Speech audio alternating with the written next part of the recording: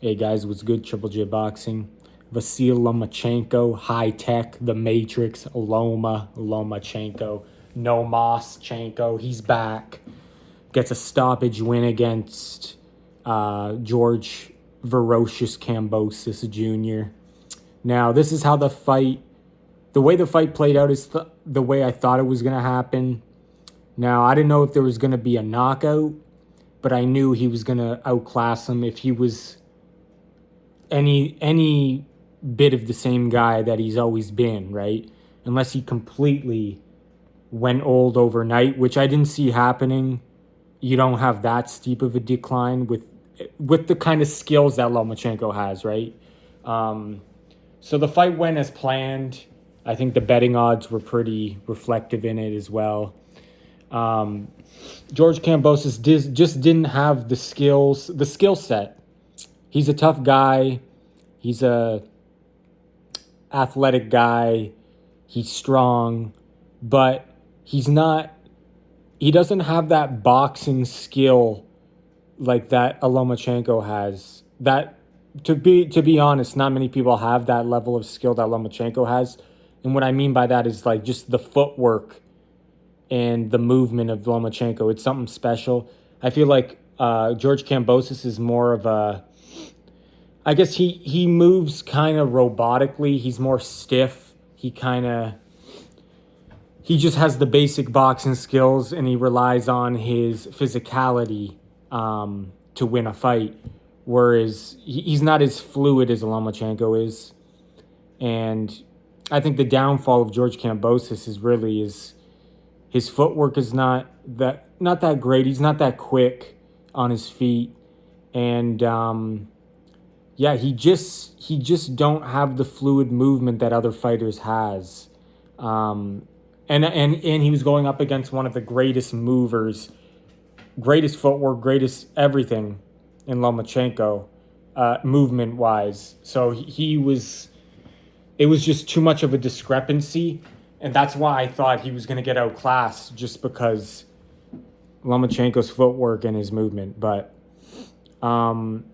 he put up a good effort. You got to give him respect for what he has. He trains as hard as anybody does, and his discipline is as good as anybody's. But when it comes to the natural talent and skill, he falls short of the top fighters.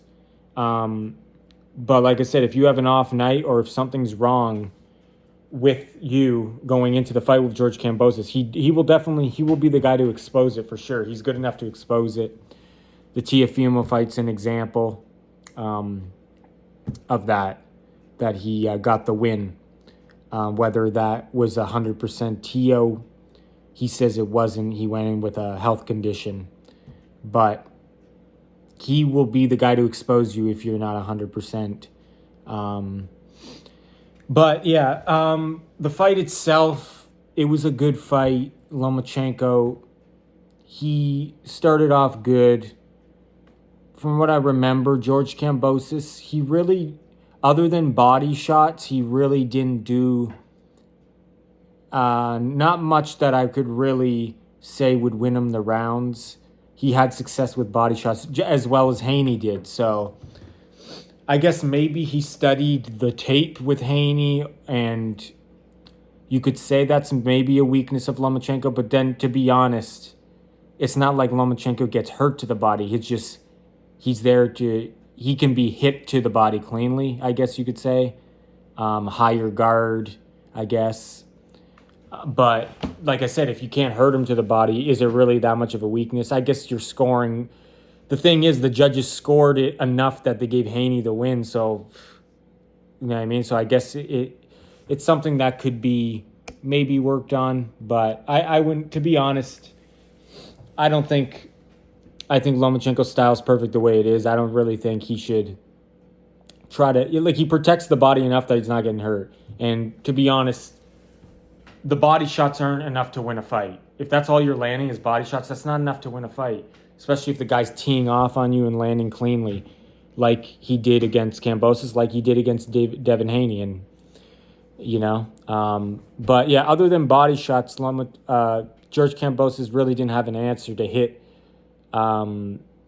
Lomachenko to the head, unless he maybe caught him sometimes as Lomachenko was throwing a lot of combinations. He maybe snuck one punch in there, here and there, but it wasn't clean enough and it wasn't hard enough to really get Lomachenko off his game. There was maybe one point in the fight where it looked like Lomachenko backed off for a little bit of the round after he got hit, but nothing like crazy. Midway through the fight, to be honest, I was dozing off a little bit. Not that the fight was boring, but you kind of see the writing on the wall. It wasn't really edge of your seat because you knew the guy was being outclassed in a sense. Not to say that's why I fell asleep, that it wasn't, that wasn't the reason. I was just tired. I don't know, I was dozing off. My sleep schedule today was kind of a little bit all over the place, so maybe that's why. But because the fight itself was still entertaining, but like I said, it wasn't like a fight where it's like either way something could happen. So maybe that influenced me for since I was already tired already. But anyway, I woke up. I think I missed a couple rounds. I don't think I missed many rounds, but it was more in the middle rounds. So let me know, guys, did anything else happen differently? I don't think it did, though. It looked like it played out the same way throughout the whole fight. Lomachenko, he got a knockdown with a headshot. It appeared to me in real time, I thought it was a straight left that landed. Then he kind of shoved him a little bit. There was a little bit of clinch after he landed, and he went down. Kambosos went down. They didn't count it. But I remember watching it in real time. I'm like, that looked like a clean left. It was so quick, though. Maybe the ref didn't see it. And though and behold, they show the replay, and he got hit with a super clean, hard, straight left. Then a little clinch shove by Lomachenko, and he went down. But he was buzzed big time by that. I don't know how hurt he was, but I think it actually was detrimental to him that they didn't call it a knockdown, because he would have got more time to recover. Because right after he got up, he got hit with the body shot, and I still think he was buzzed from the headshot, and that's why he wasn't focusing too much on the body. And then Lomachenko landed that body shot, devastating body shot. George Kambosos showed his toughness and got up. Most fighters maybe wouldn't have got up, and he got hit again in the body and again, and then he dropped to his knees, but the towel was thrown. Ref waved it off at the same time. Fight was over via body shots, knockout. Good performance by Lomachenko. He continues his good performance. That's 2 good performances in a row. That impressive performances with the Haney and now this. I really thought that he had a great performance against Haney. He started off faster against Haney than he usually does. That's why I thought that was a really good performance, and he won the fight clearly in my eye. And in this fight, he started off decently fast, not super fast, but enough that he was easily winning the rounds and not giving up the rounds. But 2 big wins in a row, in my opinion, against well-known guys. So really, Lomachenko should be the undisputed one, but he's not. It is what it is. He got one of the belts back. It'd be interesting to see if he can fight Gervonta Davis, because Gervonta Davis, someone tweeted to him and he responded, after Frank gets it, we can run it with Loma. So hopefully that fight will happen. I don't think it's too late. Do I think he should have fought Lomachenko already? Yes, but the way Lomachenko's looking, it's still a very good fight that I want to see. But yeah, Tank Davis, depending on how he looks, he's in his prime. Lomachenko, he's obviously 36 or 37, but he's still looking really good. So it's still going to be a credible win for either guy, whoever wins that. It's going to be a credible win, obviously, if Lomachenko beats him. And it's still a credible win for Gervonta Davis, even though people are still going to say, oh, he was old. But it's still, the way he's looking, it's a very credible win. It's not like he's looking trash. He beat Haney, in my opinion, and he beat Kambosos easily, knocked him out. Teofimo couldn't knock him out. Haney couldn't knock him out. Lomachenko knocked him out. So, yeah, I'd like to see Tank fight next. Loma versus Tank. If Tank gets past Frank, that would be the fight I want to see. But obviously you got Shakur Stevenson. It's a good fight. Navarrete and others are out there as well. For Kambosos, I agree with Tim Bradley. He might want to rethink his career. Does he want to continue and be a stepping stone and be the gatekeeper of the guy that gets he's just there as the opponent for the opponent to put a name on the resume. Oh, look, I got Kambosos on my resume. He's a former undisputed champion, unified champion, right? So if I was Kambosos, I mean, it's up to him if he really wants to keep on fighting. Obviously, you know what I mean. It's that'll be up to him, and I'll still respect that, but. I think that he should maybe rethink his career, especially if he's going to be continuing to go for the top guys, because he's not really taking. He's going from big fight to big fight. If he is going to continue, maybe go tune up fights to get your confidence back, to get some wins back, good wins back.